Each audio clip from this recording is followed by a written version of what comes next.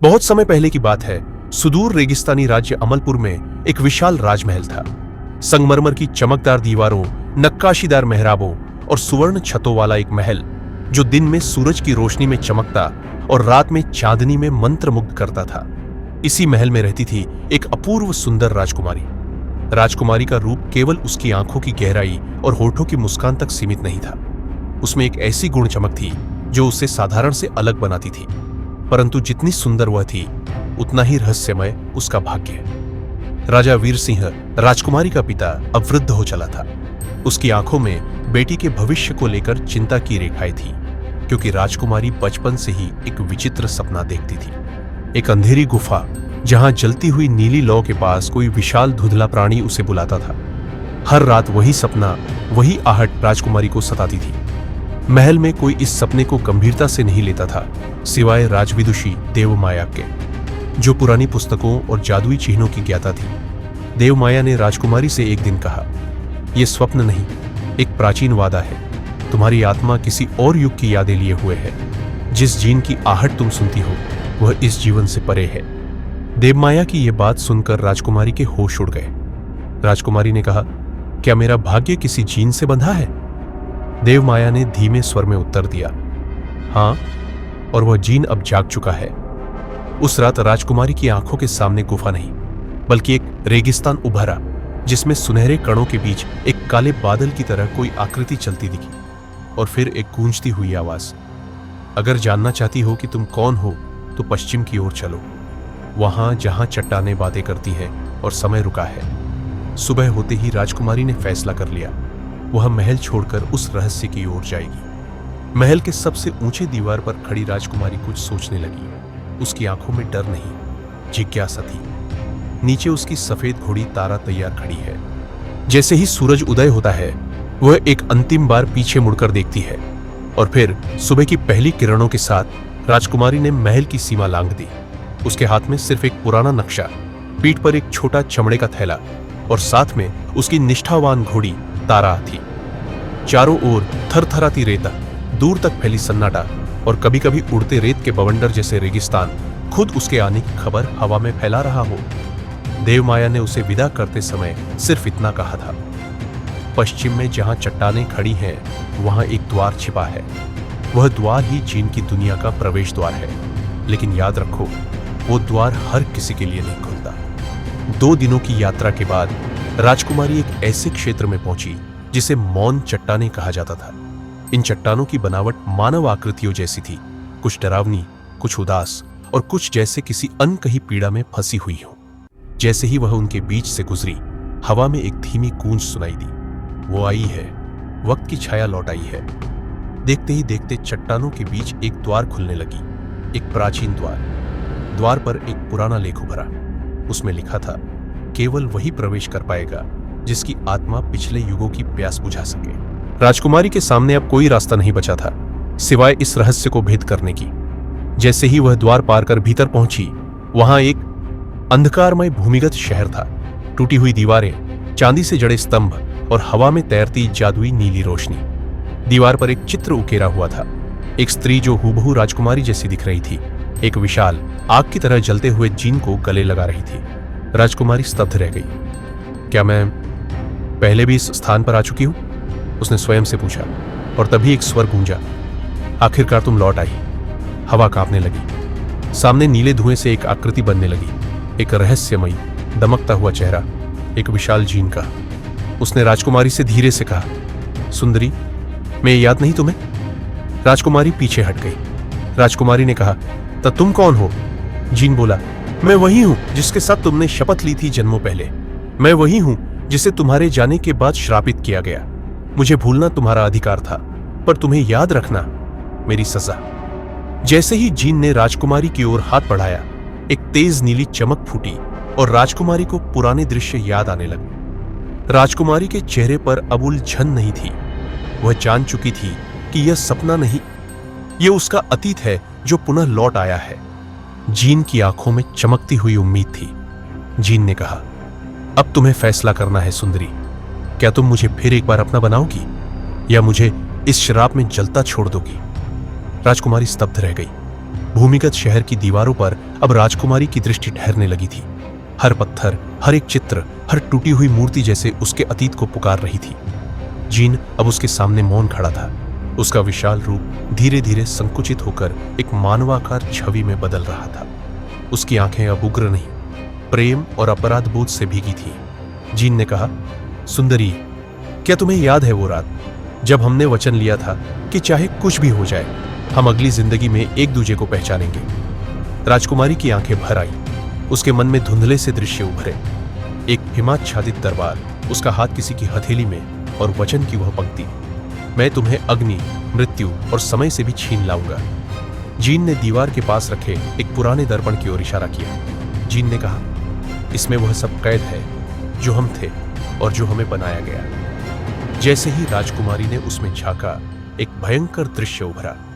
Gene एक शांतिप्रिय आग राज्य का रक्षक था। सुंदरी बर्फ के साम्राज्य की राजकुमारी। उनके प्रेम को पाप मानकर बर्फ के राजा ने श्राप दिया।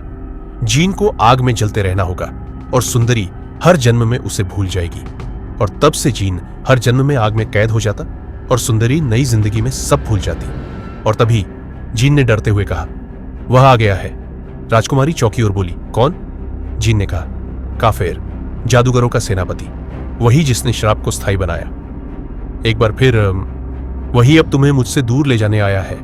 काफिर घोड़े से उतरा। उसकी आवाज बर्फ की तरह ठंडी थी। काफिर ने कहा, सुंदरी, एक जीन को प्रेम देना आसान है, लेकिन एक श्रापित राक्षस को अपनाना, क्या तुम में इतना साहस है? राजकुमारी चुप रही। तुम्हारा हर जवाब दो संसारों को बचा सकता है या भस्म कर सकता है। क्या तुम तैयार हो परीक्षा देने के लिए? चमकती रेत, बुझती लौ और बर्फ की फुहारें, तीनों अब एक ही स्थान पर थे। राजकुमारी, जीन और काफिर, मानो तीन शक्तियां एक त्रिकोण में बंध गई हो। काफिर ने अपनी लंबी उंगलियों से हवा में एक चक्र खींचा। उसमें उभरी एक नीली धुंध और कहा, यह पहली परीक्षा है, मनोपरीक्षा। इसमें तुम्हारा शरीर नहीं, केवल तुम्हारा मन चलेगा। तुम्हारे अपने डर, मोह और स्मृतियां तुम्हें हराएंगी या तुम्हारा मार्ग खोलेंगी। एक तूफानी बवंडर ने राजकुमारी को निगल गया। राजकुमारी की आंखें खुली और वह अपने ही महल में थी। मगर यह कोई सपना नहीं था। हर वस्तु, हर गंध, हर आहट असली थी। यहां तक कि उसकी अपनी माता पिता भी। मां ने रोते हुए कहा, राजकुमारी, तुम कहां चली गई थी? वह अपनी माता पिता, अपने पुराने महल के सिपाही और सेविकाएं को देखती है। हर कोई जिंदा था। वे सब रो रहे थे। राजकुमारी के मन में उठी तीव्र पीड़ा। राजकुमारी सोचने लगी, क्या मेरा असली संसार यही था? क्या जीन एक छल है? क्या मैं किसी भ्रम में फंस गई हूं? उसने शीशे में देखा और वहां तीन चेहरे दिखाई दिए। एक वर्तमान की राजकुमारी, दूसरा अतीत की सुंदरी और तीसरा भविष्य की योद्धा। तभी उसके कानों में एक आवाज गूंजी, जीन की। सुंदरी, ये सब तुम्हारे ही भीतर का डर है। याद रखो, जहां मोह बंधन में बनती है वहां प्रेम मुक्त करता है। वह आंखें बंद करती है और आंसुओं के बीच एक वाक्य बोलती है, मुझे अपना अतीत नहीं चाहिए अगर उसमें जीन नहीं है। एक तेज प्रकाश फूटता है और महल की दीवारें गिरने लगती है। माता पिता की परछाइयां चिल्लाती है, मत जा, वो राक्षस है। लेकिन राजकुमारी अब डगमगाती नहीं। वह चक्र टूटता है। राजकुमारी फिर से जमीन पर आती है, काफिर के सामने, और जीन की आंखों में झांकती है। काफिर मुस्कुराता है, तुमने प्रथम परीक्षा पार कर ली, लेकिन यह केवल आरंभ है। जीन की आंखों में आश्चर्य और गर्व उभरता है। जीन ने कहा, तुमने अपने अतीत को छोड़ा मेरे लिए? राजकुमारी ने कहा, नहीं, मैंने तुम्हारे साथ भविष्य चुन लिया है। काफिर ने गुस्से में अपना पैर जमीन पर पटका। धरती कांपी और रेत के नीचे से एक जलती हुई अग्नि झील उभर आई। लावा उछल रहा था, मानो गुस्से से भरी धरती रो रही हो। काफिर ने कहा, यह दूसरी परीक्षा है, अग्निपथ। इसमें तुम्हें अपने मोह और अहंकार को जलाना होगा। झील के ठीक बीच में एक कमल के आकार का अग्नि सिंहासन था। काफिर बोला, इस पर बैठने वाला ही तीसरे दरवाजे तक पहुंच सकता है, मगर वहां तक पहुंचने के लिए तुम्हें अपने जीवन की सबसे कीमती वस्तु त्यागनी होगी। राजकुमारी और जीन दोनों चौंक गए। झील की गर्मी उनके चेहरों पर जलन बनकर चुभ रही थी। जीन ने कहा, मैं तुम्हें इसके पार ले जा सकता हूं। मैं आग से बना हूं, मुझे कुछ नहीं होगा। लेकिन काफिर मुस्कुरा उठा और कहा, नहीं, यह अग्नि शरीर नहीं, मन को जलाती है। झील में कदम रखते ही राजकुमारी के सामने उसका पुराना सिंहासन, सजे हुए कमरे, रानियों के वस्त्र, सब एक एक करके उभरे। काफिर ने कहा, तुम्हें सिर्फ एक चीज छोड़नी है, राजकुमारी होना। राजकुमारी रुकी। यह वही पहचान थी जो उसके जन्म से उसके साथ थी। पर अब उसने अपने गहने उतारे, अपने राजसी वस्त्र रेत में गिराए और अग्नि में कदम रखा। हर कदम पर वह जलती रही, लेकिन उसकी आंखों में एक नई आग थी। अग्नि कमल तक पहुंचकर वह बैठ गई। झील शांत हो गई। जीन उसे देखने दौड़ा, मगर जीन उसके पास आते ही सिंहासन जलने लगा।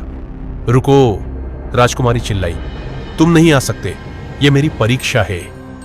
काफिर ने सिर झुकाया और कहा, इसने अपना सब कुछ त्याग दिया और अब यह रानी नहीं। सिंहासन में बैठते ही राजकुमारी के सामने एक दरवाजा खुला, पर उस दरवाजे के पार वहीं खड़ा था काफिर, लेकिन इस बार अकेला नहीं।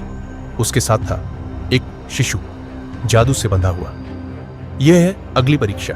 अगर तुम इसे बचाओ तो तुम्हारी तीसरी यात्रा शुरू होगी, लेकिन अगर तुम डर गई तो सब समाप्त। राजकुमारी और जीन दोनों चौंकते हैं। सुंदरी और जीन ने जैसे ही दरवाजा पार किया, सामने एक नीली चमकती नदी दिखाई दी।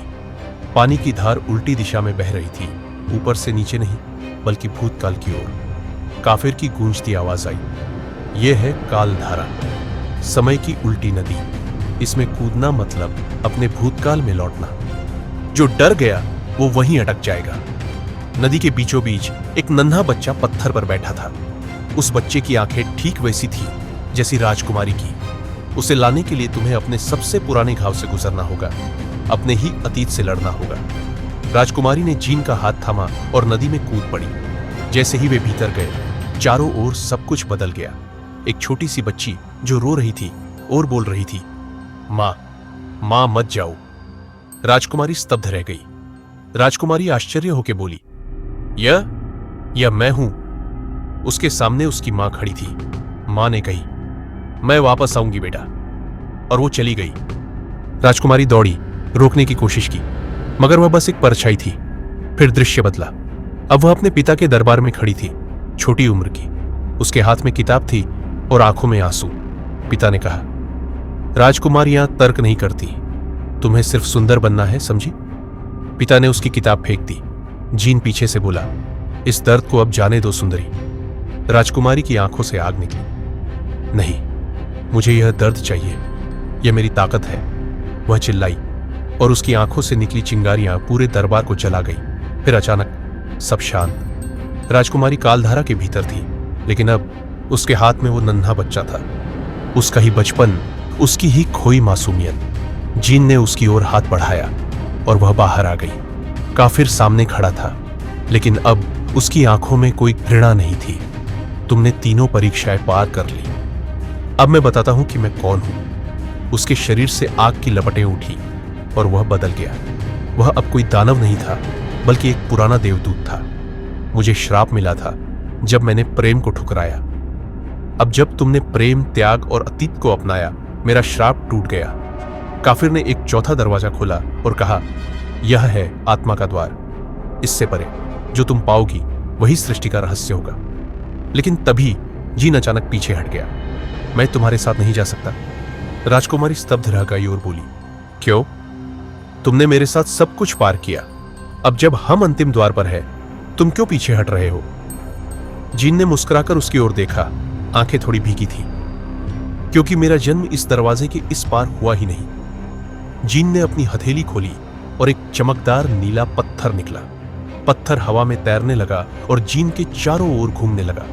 फिर उसकी पीठ से दो अद्भुत पंख निकले, आधे धुएं के, आधे प्रकाश के। मैं जीन नहीं हूं, मैं युग्म हूं, एक आधा देव, आधा दानव। राजकुमारी अचंभे से देखती रह गई। राजकुमारी जीन से कहा, तुमने खुद को जीन कहा था। जीन ने कहा, क्योंकि मेरा काम था तुम्हें सत्य तक पहुंचाना। मैं खुद इस दुनिया के दो विपरीत गांठों से बंधा हूं, प्रकाश और अंधकार।